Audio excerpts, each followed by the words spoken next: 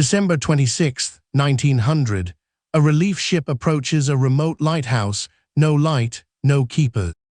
The Island Moor, the largest of the Flannan Isles, sits exposed 20 miles west of the Outer Hebrides, a tiny speck of rock in the vast, unforgiving North Atlantic. It was here, at the very edge of the known world, that three men simply vanished. For days, passing ships reported an unsettling silence from the lighthouse. No guiding beam cut through the brutal winter storms. The Northern Lighthouse Board, responsible for these vital beacons, grew increasingly concerned. The relief vessel, the Hesperus, had been delayed by severe weather. Its arrival on Boxing Day 1900 brought not relief, but a deeper dread. The flagstaff was bare. The landing stage, usually a hive of activity, was empty. Joseph Moore, the relief keeper, was the first to land. He found the lighthouse door unlocked.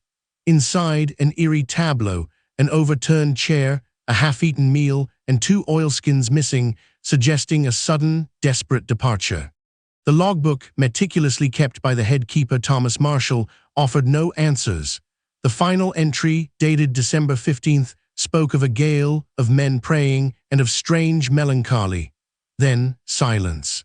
The other 2 keepers were James Ducat and Donald MacArthur, all experienced men, all gone, no bodies, no signs of struggle beyond the disarray in the kitchen and the missing oilskins, just a void where 3 lives had been. Moore and the Hesperus crew searched the island for days. They found damage on the west landing stage, ropes strewn, and a box of supplies undisturbed, but no trace of Marshall, Ducat, or MacArthur. It was as if they'd simply dissolved into the storm. The official inquiry, led by Robert Muirhead, superintendent of the Northern Lighthouse Board, concluded the men were swept away by a rogue wave. This was the most rational explanation for a place so exposed. But a rogue wave, powerful enough to snatch 3 men from a high perch, seemed unlikely. Why would all 3 be outside during such a tempest? And why were only 2 oilskins missing? The details didn't quite fit. The mystery quickly captured the public imagination. Whispers began to circulate, tales of sea monsters, of vengeful spirits, even of foreign spies abducting the keepers. The isolation of the Flannan Isles only fueled these dark theories.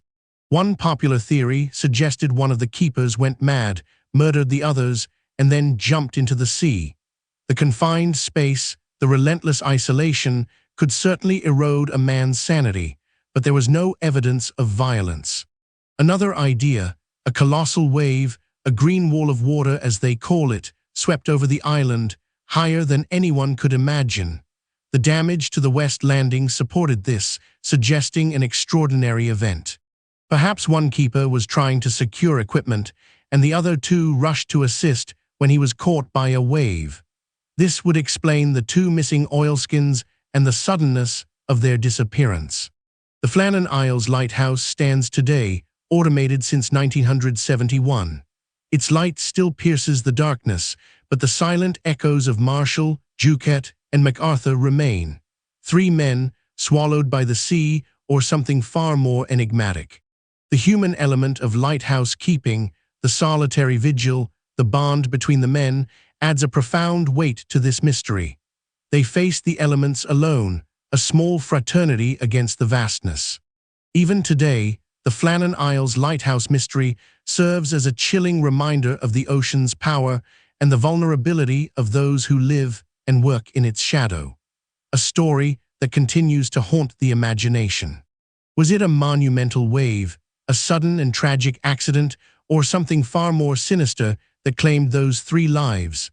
The Flannan Isles holds its secrets close, whispered on the wind across the gray North Atlantic. What other remote outposts hold unsolved human disappearances? Let me know in the comments.